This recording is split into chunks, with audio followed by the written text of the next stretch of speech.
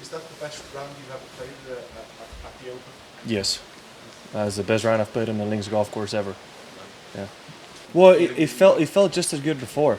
Yeah. You know, hit a great putt, lipped out on 1, good putt on 2, good putt on 3, good putt on 4, made the putt on 5, and another good putt on 6. So they were all feeling good. It's just those early holes that were maybe the scoreable holes the first few days because of the wind conditions. Today were a little bit more difficult, and he was starting on maybe not 10, but he was starting on 11 when everything became downwind and it became a lot easier, right? So the wind conditions is what made the course change a little bit. You say it's easy, but actually executing what you did. Easier. Yeah. Yeah, well, I mean, 11 through 14 was playing straight in off the left the first few days, and he was down off the right today. So it was a much easier stretch of holes. How does it feel to have played your best ever links round? I mean, that's quite a big statement. I mean, I think it stands for itself. It's pretty obvious. My lowest round on a links golf course, and it's an Open Championship, right? So also the lowest round shot on this course. Yeah, I mean, it feels really good, but it's a lot of work to do tomorrow. Jon, did you set a target on Friday night, what you thought you could set, and was 63 something that outside in the realms of possibility? Never thought about a shot. The job today was to come out and give myself the best opportunity I could. Whenever you get a birdie, just thinking about one more. That's simply all you can do.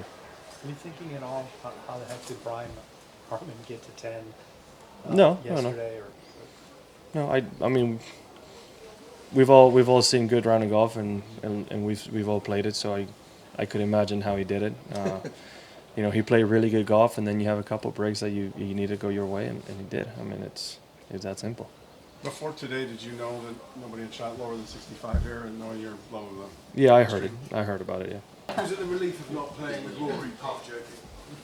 No, Rory has nothing to do with it. Hard to get that. No, Rory. I mean, it's just who you're playing with. That's about it. Booms up your ass.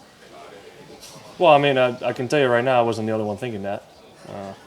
Couldn't walk off the tee, and I mean, I don't know what else to say. For those of us who have never shot 63, what does that feel like when you're coming down the stretch and you know you're going to post it? I don't know how to say it exactly. It feels really good, right? But we practice so hard, and at least a lot of us expect certain things, and it's almost like, okay, it gets to a point where it's like what you visualize in your head, and it's like what you see is supposed to happen. Right, like, oh, if I do this properly, I'm gonna hit it here, maybe do this, and it doesn't happen often where, you know, you see those shots come out and all those shots come out the way they're supposed to and put them in the spot you're supposed to, right? I know it's weird to say, but it's like you see everything the way it's supposed to happen unfold, and that's very unusual. What was the line on 16? Did you feel like you had a good chance at that one? On one, the putt? Yeah. I mean, yeah, I got really lucky on the angle. It was a fairly straight putt. You know, it had a little bit more pace than I would have liked, but I think it would have maybe gone 3 feet by the hole, but still, I mean, found the hole. Jon, for the first 2 days, you looked frustrated a lot. Was that because you were... To be fair, I look frustrated very often, so...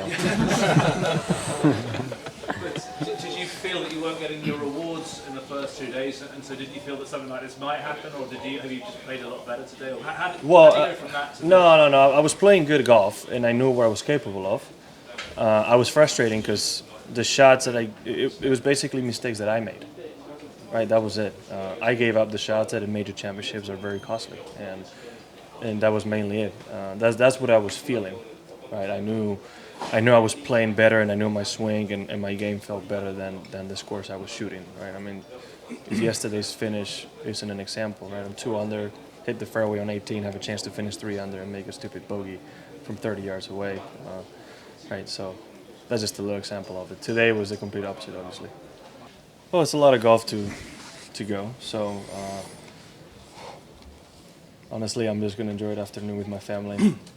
And that's about it. There's nothing to be done, right? I feel like I've done a lot of good work the past few weeks, and I've done a lot of good work this week as well. And again, I've done what I needed, which is give myself an opportunity. And yeah, I mean, I'm gonna go eat, see my physio, and enjoy some family time before we go to bed. I mean, nothing special. Why do you think you're able to stay more patient, Jon? Just before you go, Why do you think you're able to stay more patient out there today? I think I'm a lot more patient than most people believe I am, to be honest. It's just I show my frustration a lot more than other people. That's about it. But I'm extremely positive on the golf course. You didn't do anything differently? No, what there's anything to do? What should I do? I mean, what else do I need to do? I mean, I can't carry momentum if I'm making bogeys, right? So it's there's nothing different between the player that was there yesterday and today.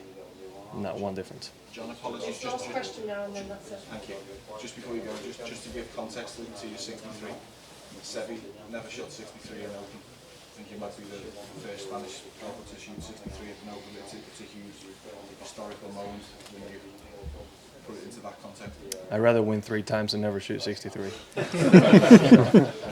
I hope that answers your question. Thank you.